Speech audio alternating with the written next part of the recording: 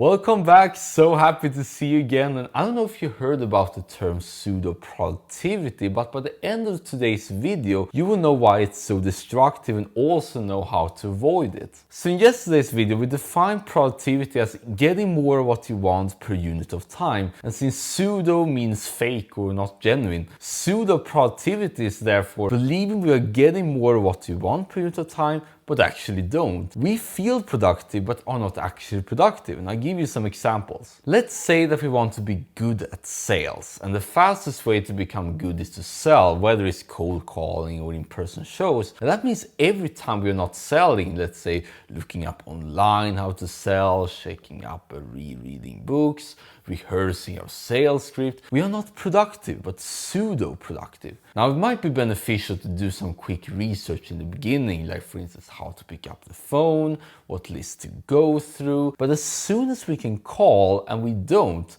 we are pseudo-productive. Let's take another example, weightlifting. If you're not showing up to the gym regularly but instead spend hours looking up information online on the best workout program, best supplements, etc., we are pseudo-productive, unless it's absolutely necessary, of course. Music is another example. Every time we're not practicing but instead doing the easy stuff like checking videos, we are pseudo-productive. Another example, starting a business, a move with not focus on product, marketing or sales, but on other less important stuff like motivation, strategy, business plan. We are pseudo-productive. And even when writing an essay, the more time we spend not writing the essay but do other times like feeling good, getting motivation, etc., we're also pseudo-productive. So you can see that every time we do busy work, every time we do tasks that don't actually move the needle but feel so easy in the moment, we are pseudo-productive and not productive. All the stuff like checking emails often, spending too much time organizing and building a productivity system,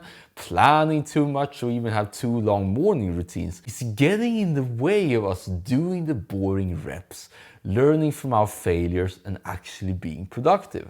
And the worst thing is that whenever we try to be more productive every day, oftentimes we end up becoming pseudo-productive instead. And I give you a personal story to illustrate this. For the past 3.5 years, I've always tried to be the most productive person possible without knowing what it actually meant. I thought I should be always on, do as much as possible, read and watch as much as possible in order to never miss a moment and never fall behind. And if you're also highly conscientious, you can definitely relate to that guilt and fear that comes up whenever we are the slightest unproductive. But 2 weeks ago, I hit my limit. I had gone from uploading once a week to now once a day, increasing both quantity and quality by a factor of 7. I'm at a point in which I have more free time than ever before, but I'm afraid to waste it. So during the last couple of days, I ended up refreshing various places like social media, email and YouTube to see if I missed anything. I was also a lot more tensed up because I felt like something needed to be done now, but I didn't know what to do. Then the following idea hit me, which might sound quite obvious, but it wasn't for me. During my newly found free time, I should step off the gas pedal, actively disengage and do nothing. Be absolutely okay with standing still, not make any progress whatsoever. And continue became clear for me what was right for me to do next. And when I started to do so, it felt a little bit scary at first, but when I let go and was okay with doing nothing, it felt absolutely amazing. Pretty soon after, I got tons of topic ideas to discuss with you. I knew exactly what my current bottleneck and also came up with some general ways to grow this channel. And it was the fact that I did not need all this progress, that progress happened. So with that in mind, I want to give you a way to recognize immediately when you happen to be pseudo-productive and also give you the tactic that has worked for me to achieve real progress instead of fake progress, and also consult the ChatGPT for this, so at least AI is on the same page.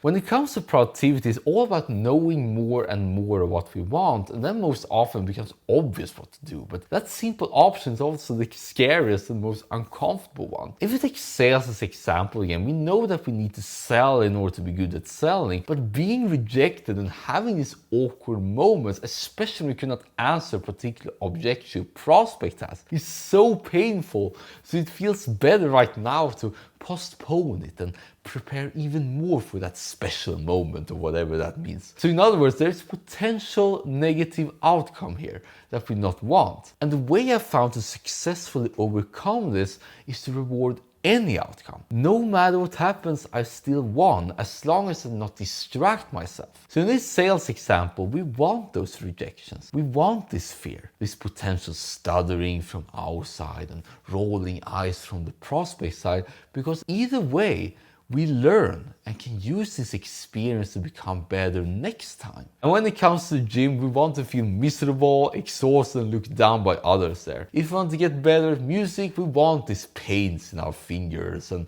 all kind of headache afterwards. If we start a business, we want to see how little customers care about us so we can improve what we have to offer much faster. And if we want to write something, as I do every day, we want to be absolutely comfortable sitting there and not being able to type anything without feeling the slightest sense of guilt at all. As soon as I had that mentality when I was writing during walks on the bus, I had no problem making progress there. So once we remove the fear and friction towards the most productive way to get what we want, and also see that no matter what happens, we always won, the problem with pseudo-productivity is pretty much solved. Rather than hiding behind less meaningful activities, we feel more motivated to go out and let what we want happen.